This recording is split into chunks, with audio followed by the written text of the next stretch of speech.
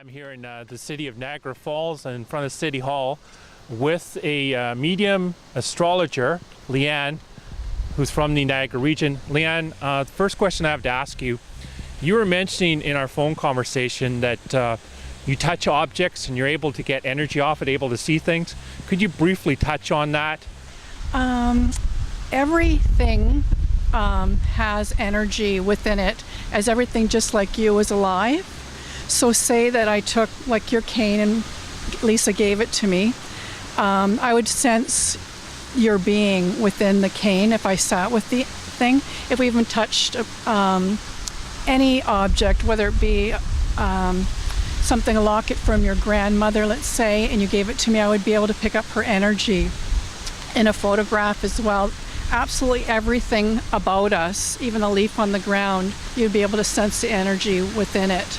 So it's a form of psychometry that absolutely everything has a living energy within it, that you feel it and then start getting images or sensations within a particular object. Does that help? Or? Yeah, that helps a lot. You also mentioned that you, in the past, you're involved with cold cases with the police. You know, how did you get involved with that? What are some of the highlights that really stick out with some of the cases, without mentioning any names? We didn't actually. We went to Toronto, and I was involved with a former detective, and we formed a group trying to help families with missing people. And one of the places we did go is we had it staked out like it was where the crime scenes occurred, and went throughout the school and the downtown region and all the back alleys and felt the energy. And there was one particular area that I repeatedly seen in my head that was like a black iron gate, but in my head this black iron gate appeared to me as larger than when you actually come up to the actual object at the scene of where part of the crime had occurred.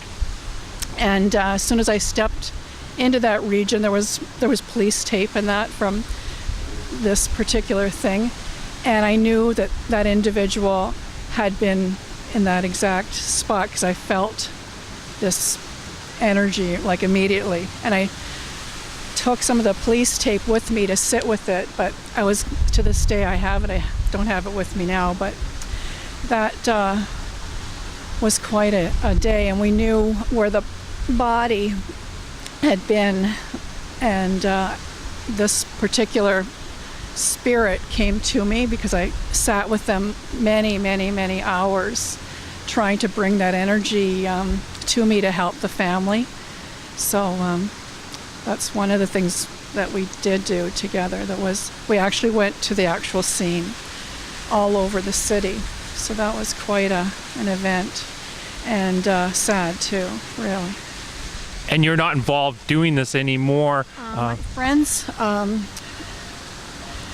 busy, but her husband is not well, so we haven't reformed the group. We're still friends, but I have people call me about things, and I try to help them and I've worked with other families with people that have perished, and many hours with the same woman, and it's quite an experience, to be with the family, the trauma that they're going through, or even animals as well.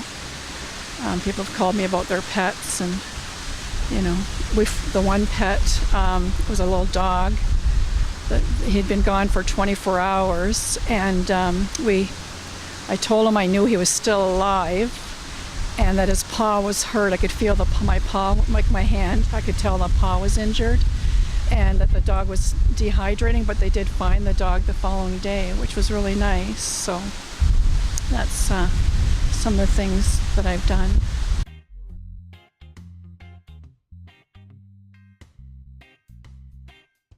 The question I want to ask you is, when did you realize you had this gift, and what steps did you have to take to reach the level you're now at? At first, to be honest with you, I didn't know that it was a gift. I thought that there was something there was an awkwardness about me that I felt oversensitized. If you were right now to have cut your hand when I was young, I had to get away from you because I sensed your injury to the point that I couldn't handle it and I'd have to get away, and I normally fainted. So I was known as the fainter. Everyone I went to school with since I was a young child, I had this awkward sensitivity that I would be overwhelmed with your pain and I would just faint. So I thought there was something wrong with me because it was not normal to continually faint when somebody was injured or hurt. So it wasn't till I was, oh my gosh, I would say in about my 29th year that I met a woman and I walked into the room and she told me, do you know you're clairsentient? And I didn't know what she meant. And my friend, I was writing for her, like what she had said, taking the notes, she was taking them for me.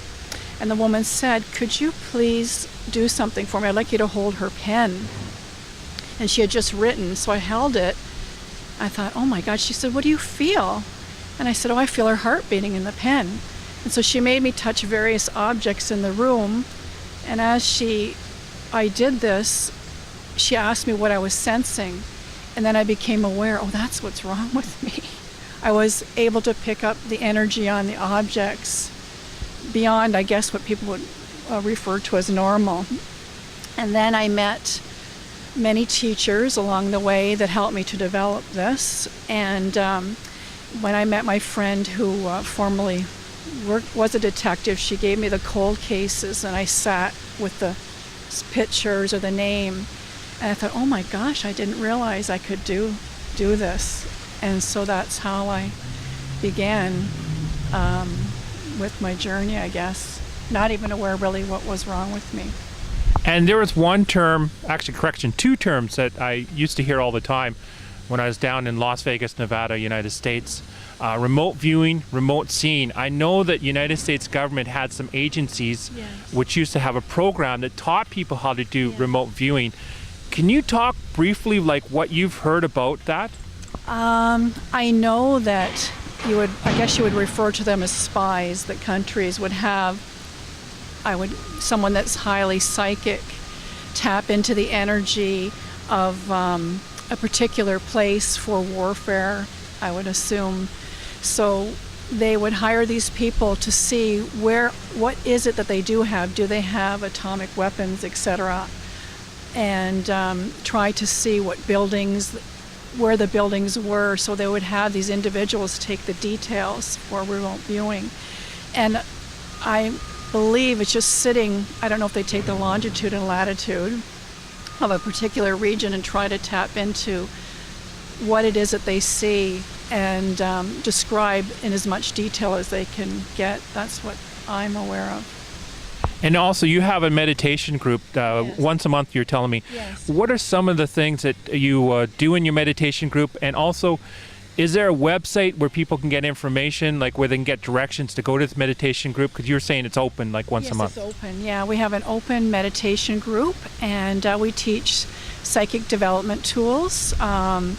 We have guests come in and do different things. We've done aura reading. We've done various forms of psychometry.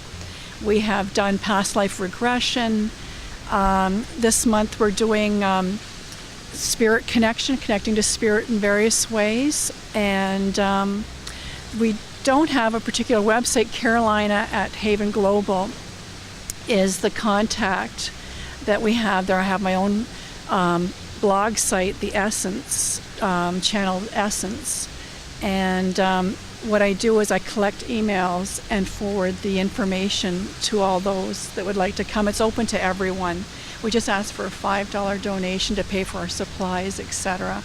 And we just want everyone to become aware that you and everyone has psychic ability. It's just to open up your awareness. Is that here in Niagara Falls or is it in St. Catharines? Actually, it's in Ridgeway.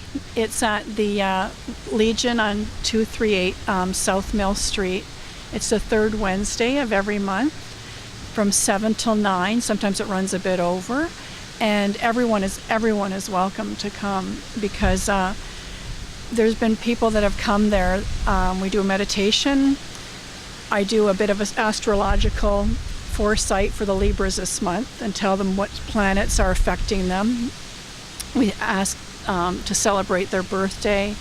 Then we go about doing exercises in which we involve everyone different. We've done tea leaf reading, just to read the energy of the tea leaves as the formations they've made. We've done, we're going to do some billet reading. There's pretty much, I think I have 35 different events to do with energy. So. And finally, are there any inspirational words that you want to share with people that are, now finding out that they have the gifts that you have, but they're struggling themselves? Mm-hmm. I believe, as one of my teachers said, to make the intention, because there's really no difference between all of us, and to know that everything is possible. And as I mentioned to you earlier, is thought equals matter. So what you think is very powerful, because what you think becomes physical.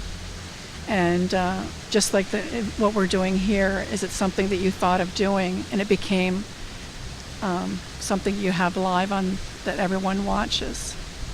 Well, thank you very much for your time. And quickly, I want to say in closing that, I'm a strong advocate that all of us are given gifts. And what happens is it's up to each and every one of us to realize what our gifts are, and to I feel to use our gifts to make a more positive difference. Gandhi says it best: be the change you want to see in the world. And I believe strongly. Thank you so much for your time, Liane. Thank you very much. It was a pleasure meeting you.